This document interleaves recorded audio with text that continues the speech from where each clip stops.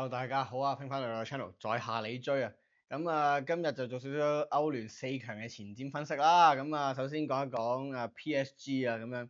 其實就 PSG，你以為佢打維拉都輕鬆鬆啦，第一回合又贏3-1咁樣。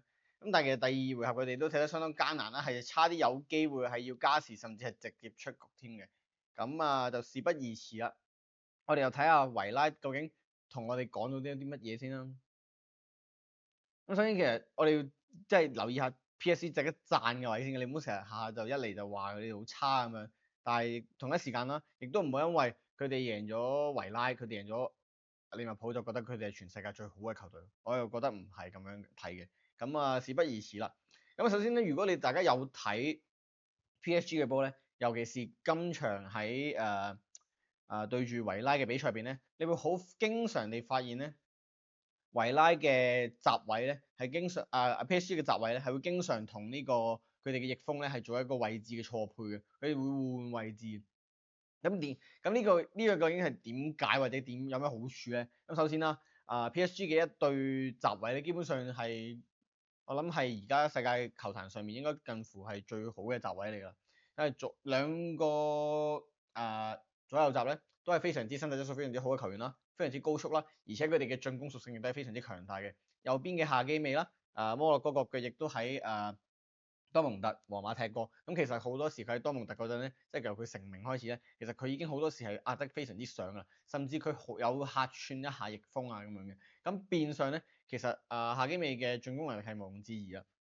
另一方面嘅葡萄牙超新星啦，紐魯文迪斯啦，其實由佢出道開始冇耐聲名鵲起，然後直接俾 PSG 買咗過嚟之後咧，其實近呢2-3年嗰啲嘢穩步發展，亦都係睇得出佢防守非常之穩健啦。大家知道佢喺打利物浦嘅時候防守得沙拿非常之好啦，兩合到，而且佢亦都係本身一個運動機能非常之強大嘅球員啦。可能始終係個血統上或者身體質素上有優勢啦。變相佢速度非常之高速啦，而且佢嘅腳下功夫都係一個非常之唔錯嘅範圍之內嘅咁樣。再加上佢有咁嘅身體質素嘅時候，其實佢壓前進攻咧，其實佢基本上係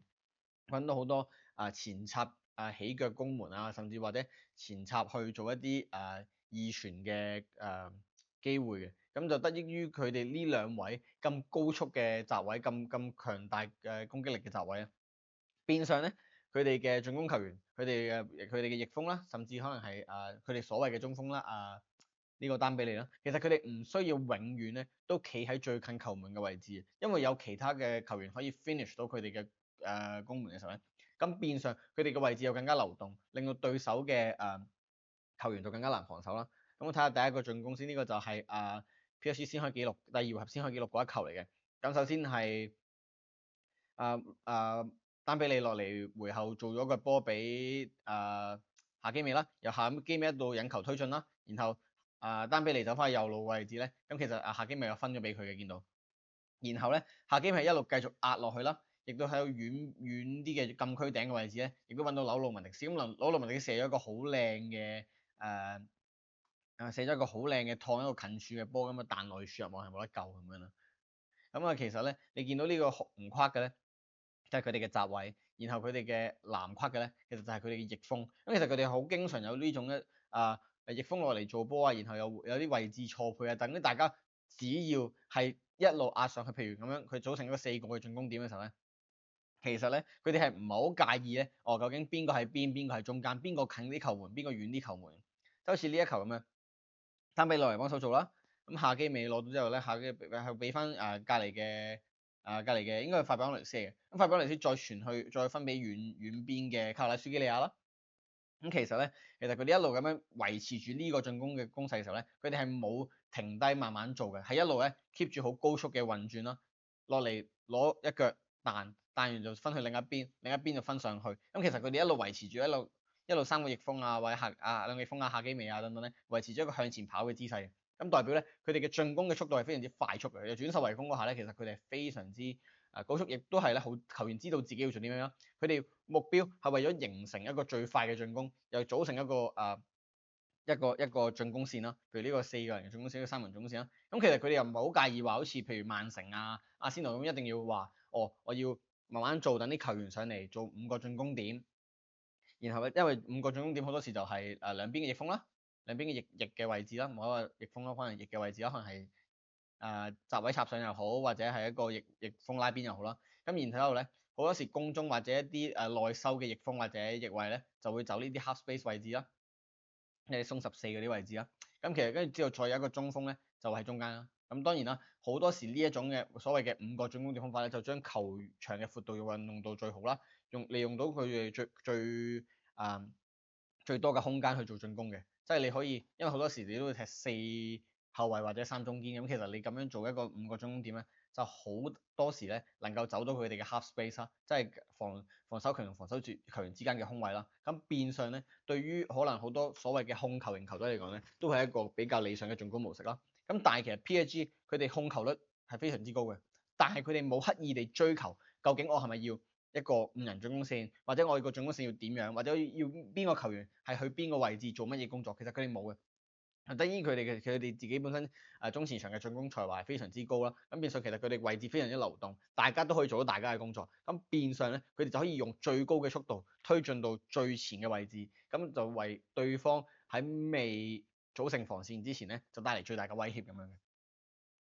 咁第二啦，其實亦都得益於其實PSG 其實佢哋兩邊嘅翼鋒啦。其實佢應該唔係佢兩邊，因為佢哋話佢哋基本上好多球員咧都唔係一個單提馬嘅球員啦，尤其是係左翼嘅卡拉舒基利亞啦，同埋今季多數踢一個偽9號嘅丹比利啦。咁丹比利出名係雙槍將，就應該大家都知，由佢喺多蒙特即係差唔多10年前開始彈起嘅時候咧，八年前開始彈起嘅時候咧，其實佢已經係好出名嘅一個雙槍將啦。係尤其是佢係當時亦都係無論左翼鋒都踢到啊，亦都好興去 cut 翻去中路 cut in 大位咧，去做一個攻門嘅。咁無論喺左邊定右邊好咧，佢都能夠完成到咁樣嘅攻門，亦都佢唔介意用左腳去射喺入右邊 cut 入去中路用左腳射啊，或者係右邊喺左邊 cut 入去中路用右腳射啊，其實佢都唔係好介意嘅。即係佢好雙腳係非常之平衡，而且又可以做得出唔同嘅射門嘅角度啦，唔同嘅射門嘅力度，唔同嘅射門嘅類型啦。咁變相咧係令到對方防守強好難防守嘅。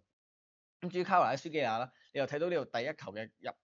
嘅攻門咧，其實咧呢一球佢係首先右路引球喺左路有球推進啦，咁見到佢其實身體質素身體語言咧係向住中路嘅，咁好正常啦。佢右路佢左腳左邊翼鋒，右腳球員，咁多數都會咁樣斜斜地向住個球門啦，45度角咁樣慢慢引球推進啦，咁其實方便佢可以 cut in 啊，或者 fake 一 fake 人再落底咁樣啦。咁其實佢有做到嘅。咁呢一下咧，佢右腳引球推進嘅時候咧，其實佢呢下有一個假射嘅動作咧，係已經係呃咗呢個迪沙斯嘅。咁當然呢個係第一回合嘅畫面嚟嘅，不過唔緊要，我已經之前剪咗條片，如果大家可以去翻之前上一條講 PSG 嘅片就睇到啦。咁其實佢右腳一路引球推進啦，然後一個假射搓個波之後咧，佢係繼續落底，然後佢選擇用左腳嘅攻門咧，係射一個近處網頂收死咗對面嘅馬天尼斯嘅。咁其實咧第二回合亦都有呢個丹比利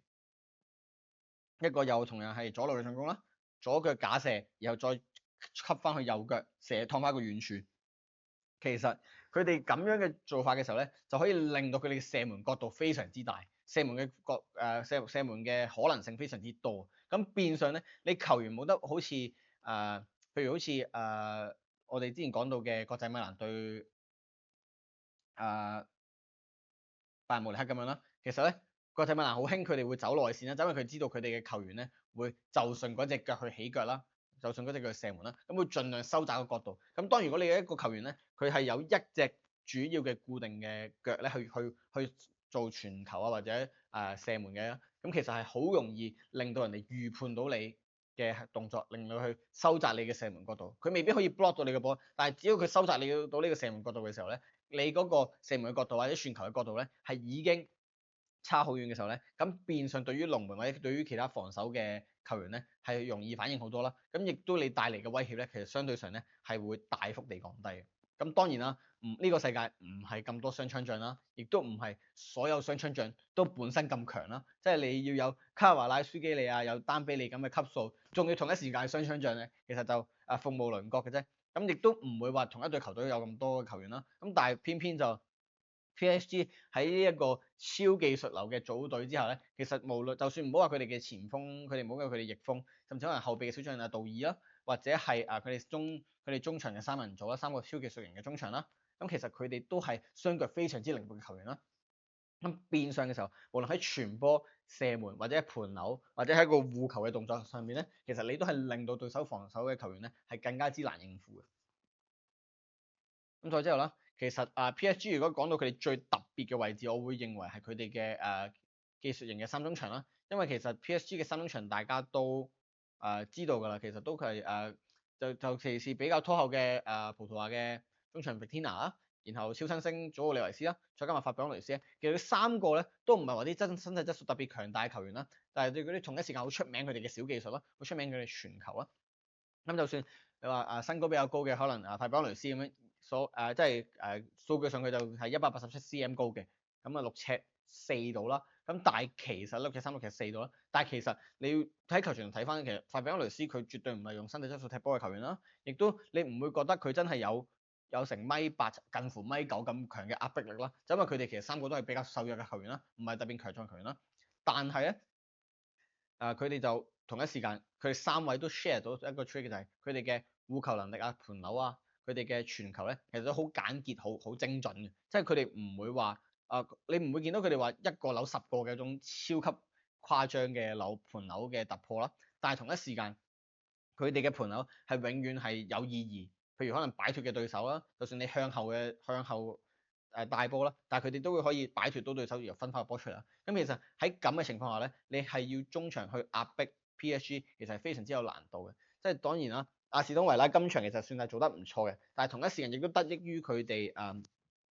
同一時間亦都得益於其實兩回合以嚟咧，其實阿士東維拉嘅防守強度咧一向都係偏高。其實對於 PSG 嚟講咧，喺第二回合嘅下半場開始咧，佢哋係開始有啲個氣勢啦，喺精神上啦，或者體力上咧，開始有啲下滑嘅時候咧，係比較難以抗衡嘅。咁阿士東維拉亦都有佢哋好特別嘅地方啦，譬如佢哋中路嘅隊長麥堅咁樣啦，咁都係有一個有技術又有技術，但係同一時間又體力充沛嘅球員去克制佢哋咧。咁其實都唔係話咁多球隊咁容易做到嘅。譬如你睇到嘅就係利物浦，其實佢哋都係有咁嘅做法啦，但係同一時間就係因為嗰一時嘅利物浦應該話下半季嘅利物浦其實狀態一路下滑緊啦，就係體力上嘅問題啦。咁變相就算利物浦嘅三人中場都係相對上體力幾好，技術唔錯，但係就係因為佢哋同一時間四次作戰，體能跟唔上嘅時候咧，就係同 PSG 嘅對碰入邊咧就差少少咁樣，咁變相就係緊出局咁樣。咁其實你見到呢一啲去到下半季嘅嗰個技術啊、體能嘅分野，嗰個技術嘅分野其實唔係好多，但係放緊就係體能上、精神上嘅分野啦。咁呢個咧，亦都係 PSG 呢個三個超技術型嘅中場咧，我會令我稍為有少少 concern 嘅嘢啦，因為其實技術就唔擔心佢哋㗎。如果大家睇翻呢個傳球咧，係非常之誇張嘅傳球次數啦，800幾次嘅傳球啦，PSG 第一回合有，第二回合係600幾次咯。咁咧，其實第一回合咧，佢哋嘅三中場係佔據咗200幾差唔多300次嘅傳球，因為每人都成8次㗎，一個300次傳球啦，基本上。咁再之後咧，呢啲圖片咧就係其實佢呢個位置咧就係佢哋做出一個向前傳球嘅位置啦。你見到第一回合咧，PSG 喺前場咧係做好多向前嘅傳球嘅 progressive pass 嘅成功嘅 progressive pass，即係向前傳球，唔係向橫邊，唔係向後傳，唔係嗰啲冇意義嘅傳球嚟嘅。咁變相你喺一個咁多傳球次數入邊，你亦都有咁多次嘅向前傳球咧，即係代表其實你 PSG 係好識得擺脫對手嘅防守啦。好識得向前運送個波啦，咁其實喺一個咁嘅超技術流嘅中場下面咧，其實如果佢哋踢得好嘅話咧，佢哋體力充沛，佢哋係真係發揮到自己水準嘅話，其實你要喺度搶斷到佢哋嘅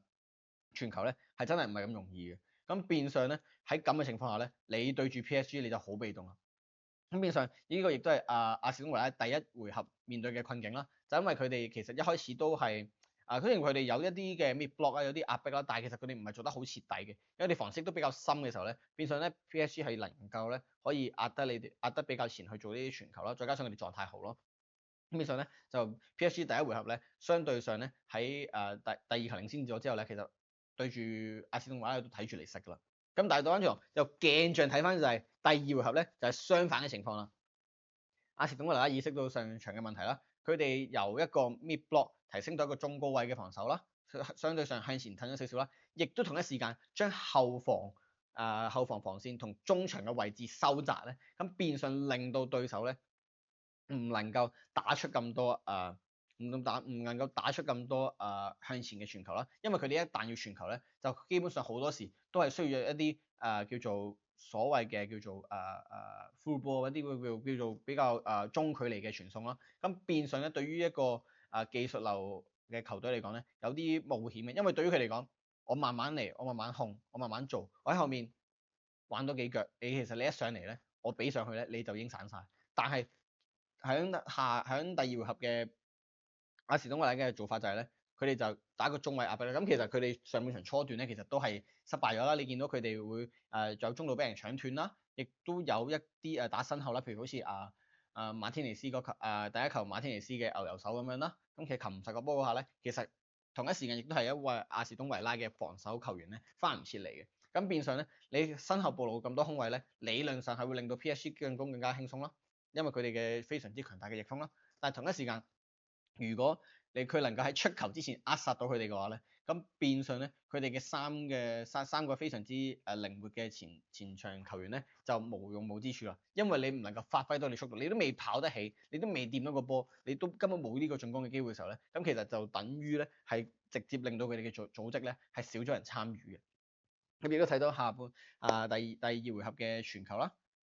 ，PSG 嘅傳球少咗好多啦，亦都同一時間長傳係大幅地多咗啦，係比上場多咗1倍有多啦。咁好明顯其實係有一啲係魯莽嘅傳球啦，亦都有啲係為咗解圍或者係減輕壓力嘅向前傳，為咗打人哋身後減輕自己壓力嘅做法啦。亦都見到佢哋傳球數字少咗啦，同一時間佢哋嘅 progressive pass 咧。向前嘅傳球咧，其實亦都見到好明顯個分佈咧係相對上冇咁前嘅，冇咁集中嘅，亦都係散啲、少啲同埋後啲啦。咁變相好明顯嘅就係，其實佢哋嘅受壓嘅情況咧係越嚟越嚴重嘅。咁同一時間亦都係阿士東維拉做得非常之好嘅嘢啦，艾美利教得非常之好啦，亦都調整得非常之好啦。再加上咧，其實因為阿士東維拉佢哋中場有阿馬杜奧拿拿啦，亦都有可能麥堅啦，其實呢兩位都係呢啲。叫做所謂我哋會認為一啲中場硬悍將，一啲叫做硬漢子嗰啲叫做boss to boss 或者跑趯型工兵型嘅球員咧，但係喺呢兩位球員咧，麥堅同埋阿馬杜奧拿拿咧，其實佢哋相對上咧，佢哋嘅小技術咧係對比起一啲真全工兵型嘅球員咧，其實佢哋嘅小技術係唔錯。咁變相喺佢哋能夠壓迫到同一時間又能夠將個波搶斷之後傳送翻出嚟嘅時候咧，其實對於 PSG呢一種咁講求一啲短距離嘅傳送嘅球隊咧，其實係有幾大嘅危險性，因為佢哋嘅小距離傳球令到佢哋嘅隊形係非常之集中，變相佢哋一俾人搶斷，一分個波出去咧，其實佢哋自己本身 PSG 轉攻為守咧係有一定嘅困難嘅。咁亦都諗到落去啦，其實佢哋嘅三個技術型中場咁，其實咧就會令到佢哋嘅防線保護不足嘅。咁好簡單啦，呢個世界就唔會有11個完美球員嘅，咁你有一個咁技術型嘅中場，咁自然而佢哋中路嘅防守，佢哋中路嘅體力咧，亦都會相對上嗰個拼搶又好嗰個爭奪嘅對抗性咧，亦都會相對上差啲啦，係好合理嘅。咁呢個就係第一球失球啦。咁首先啦，泰利文斯引球推進啦，其實佢哋喺呢個小範圍入邊係一個2打3嚟嘅。咁就算後面有麥堅跟上嚟啦，但係下基尾同一時間亦都回緊後嘅時候咧，其實佢哋冇人數上嘅優勢嘅對阿士東維拉。但係喺呢一個情況下，因為禁區頂呢一個位有一小段嘅時間真空，泰利文斯自己引球喺右邊殺過嚟，引到對面嘅中堅過嚟防守，為咗夾擊佢，亦都呢個時候拉舒福特亦都走一個好漂亮嘅走位啦，就係佢選擇走一個 underlap，因為正常嚟講你咁樣帶過嚟，一係你就直接俾我，一係你就走身後俾落去咁樣，但係佢呢一下選擇做一個 underlap 就係利用翻 PSG 自己非常之集中嘅防線同埋佢嘅人手咧，去做一個 body shield，令到佢可以喺一個外線度咧，可以俾到個波後上嘅麥堅啦。咁你見到泰利文斯呢下咧，其實亦都 keep 住佢自己嘅跑動路線，繼續一路走落去嘅時候咧，亦都令到遠邊咧，其實係唔能夠冇人防守啦。咁麥堅走入去嘅時候，拉舒福特亦都順勢走翻入中路呢個位置，引走對手嘅球員。咁結果 PSG 度就犯咗個錯誤嘅就係、馬昆奴斯係選擇咗去中間防守。咁雖然呢下其實都唔係一個話真係好大嘅失誤嚟，因為其實你都要作出呢個選擇嘅。但係就因為呢個位更加要緊嘅時候咧，佢又同一時間察覺唔到佢身後咧其實都有泰利文斯喺度步緊嘅時候咧，其實呢一個位如果馬昆奴斯去咗嘅話咧，韋利安帕佐係應該收翻落去對翻泰利文斯嘅，但係泰利文斯又咁韋利安帕佐冇咁做到啦，佢順勢俾人扯走咗啦，咁變相咧夏基美想要走上嚟防守空晒嘅泰利文斯咧，咁就已經為時已晚啦。咁呢個時候麥堅就將個波射翻過嚟遠處，咁亦都射咗一個泰利文斯射一個勁度十足嘅波啦，彈到韋利安帕佐入網嘅。咁變相呢一球其實就源自一個中場嘅搶斷啦。咁當然你技術型，無論你再技術型嘅中場，你傳控再強都好，你都總會有俾人搶斷嘅時候，總會有失誤嘅。咁同一時間就係喺一啲其他球會點樣反應嘅？譬如可能係曼城咁樣，咁當然而家曼城唔係最好嘅狀態啦，但係你之前曼城巔峰狀態嘅時候，你會有一個好比較清晰嘅就係防中嘅洛迪咧，係一個梳理節奏。會分波會做長短傳嘅球員啦，亦都佢一個唔錯嘅防守屬性啦，用咗一個唔錯嘅位置感啦，變相佢好容易就保護可以翻到落嚟保護翻呢啲禁區頂嘅位置啦。但係喺 PSG 嘅三中場入邊，雖然話 Vitinha 相對上係理論上係多數係拖後嗰個啦，比較上係一個6號位置啦，但係佢本身佢唔係一個防中球員啦，佢亦都其實佢哋呢三個中場大家都係一個超技術型嘅中場嘅時候咧，其實佢哋對防線嘅保護力不足，對於防線嗰個對抗性嘅不足啦，然後佢哋嘅位置感啦，亦都唔夠一啲正統嘅防中咁好嘅時候咧，咁變相喺呢啲咁嘅反擊咧，佢哋就會有一個好舒適嘅位置，佢哋永遠喺禁區頂嘅防守咧，都係相對上比較慢、比較遲緩，亦都容易出現混亂。咁好啦，繼續都係同樣技術型中場啦，中路俾人搶斷，麥堅一路引球推進。為咗保持防線 ，PSG 唔壓上啦，咁亦都一路繼續跟住佢向後去啦。咁變相喺呢下咧，麥堅一路帶波到佢其實帶到佢起腳呢個位咧，其實已經射咗10幾碼㗎啦。咁變相麥堅呢個位一起腳咧，佢哋回身去擋唔住嘅話咧，咁其實呢個射程範圍25碼以內嘅射程範圍咧，係一個非常之有威脅嘅射門嚟㗎已經。咁當然啦，麥堅又射得好靚啦，咁亦都可能有輕微地揩到佢哋防守球員改變方向啦。咁但係呢一啲咁嘅防守，亦都係源於佢哋嘅技術三中場係唔能夠即時俾人搶斷之後，唔能夠即時回防去 cover 翻呢啲位置啦。因為一路你見到呢個應該係 Vitinha 嚟嘅，一路追，其實都完全唔係嗰回事嚟嘅。咁亦都第二球呢個唔係入波嚟，但不過亦都係一個非常之強嘅威脅啦，就係拉斯福特喺左路引球推進啦，一個反擊機會啦，同一時間其實佢 cut 入中間咧係冇人可以去拍埋去防守佢嘅，咁又要中堅自己殺出去啦。咁中堅呢下俾佢吸過咗唔成功，咁又俾佢起到腳。咁當拿龍馬呢下飛身撲救非常之靚啦。但係如果呢下拉斯福特選擇傳俾尾柱，咁嗰個威脅咧亦都喺度嘅喎。又或者呢球佢起咗腳，佢過唔到中堅彈咗出嚟，其實後面亦都有球員 cover 上嚟，去再保持翻個控球。咁你左邊、右邊亦都同一時間再空位喎。其實佢哋 keep 住係咁樣嘅情況下咧，咁你就好危險，可以俾人哋做到一個二段進攻。你第一個起腳唔成，再分去邊，繼續去撳住你嚟砌。咁變相咧，你嘅防線嘅受壓能力就非常之受壓嘅情況非常之嚴重啦。咁亦都亦都係一啲典型嘅叫做所謂嘅組織型球員啊、技術型球員啊，或者叫做進攻型球隊嘅會有嘅問題啦。防守意識比較差啦，PSG 好多時望住個波咧，即係你一出一入咧，其實佢哋就已經跟唔到啦。譬如呢下帕奧托利斯長傳揾到中路球員揾到中鋒球員，中鋒球員直接喺度線後個波，亦都令到阿辛少可以同後防形成1對1㗎啦。咁其實呢個係2對1嘅爭頂嚟㗎。亦都同一時間，其實阿辛少冇係一個走穿咗嘅，即係你個中堅位置其實有跟住佢喎。但係呢下阿辛少攞到落嚟繼續引球推進，係最尾係完成咗射門，亦都係射得非常之唔錯。咁其實源於嘅就係因為 PSG 太着重嗰個球權，佢哋好多時可能應該有一個第一個反應就係佢哋希望第一點攞翻落嚟就自己做翻，但係因為佢哋太注重個波嘅時候咧。其實你呢啲咁嘅小技術問題咧，咁就會無限放大啦。你咁樣一爭定俾人一線，人哋已經有個攻門嘅時候咧，咁其實你嘅防線係無端地咧係承受咗好多無謂壓力。咁同一時間亦都有其他嘅攻門啦，咁馬卡奴斯自己嘅犯錯等等啦，亦都令到佢中間禁區釘非常之防守嘅佈置係非常之空啦，即係你呢下咁樣一個錯誤彈出嚟個波喺度咧，其實你 PSG 得一個球員喺度掃嘅啫，但係你維拉係有幾個球員準備去攞個波，咁變相咧你淨係咁望波咧，其實你好大機會係會出現問題嘅，咁亦都係出現咗問題啦。PSG 呢場亦都係有好幾次俾人咁執雞成功啦，譬如好似呢球江沙咁樣咯。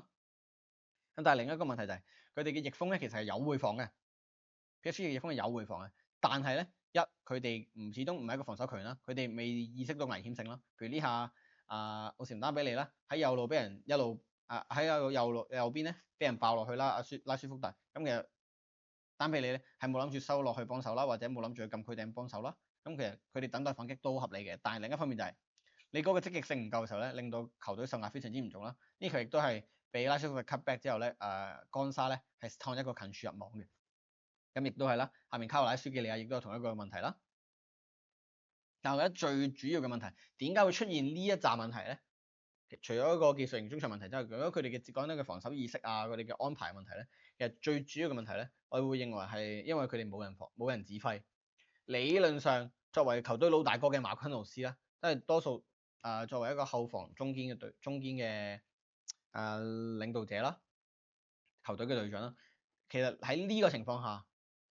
喺球隊咁耐，其實你理論上應該係成為呢隊波嘅領袖啦，但係馬昆奴斯係並冇做到嘅。本身馬昆奴斯都唔係一個特別有領袖氣質嘅球員嘅，大家如果有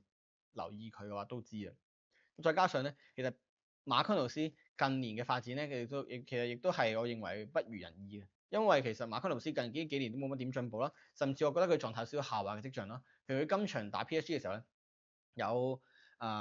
兩次嘅犯錯咧，係令到對手起到腳啦，亦都佢嘅防守數據唔係特別好啦，有10次嘅解圍啦，咁但係因為你長期受壓，你長期俾人撳住嚟射，你先有機會 clearance 嘅啫。咁亦都佢嘅攔截數據亦都唔係特別出色啦。即係當然馬卡奴斯佢唔係話真係有犯啲咩太大嘅嚴重嘅錯誤嘅，但係作為一隊頂級球隊，你隊波要打到咁高位、咁 proactive、咁進攻嘅時候咧，你作為一個後防指揮官，你唔能夠挺身而出去安排好防線嘅職務，你唔能夠指揮你嘅隊友，你唔能夠去預先察覺到危險咧，咁對於 PSG 嘅晉級之路嚟講咧，我認為非常之大嘅危機嘅。咁PSG 進攻毫無疑問係非常之充滿才華，非常之好睇㗎啦。咁但係佢哋嘅防守會唔會成為佢哋嘅一嚿一個阻礙咧？咁就要拭目以待啦。咁到時我哋睇完歐聯4強再同大家見面，拜拜。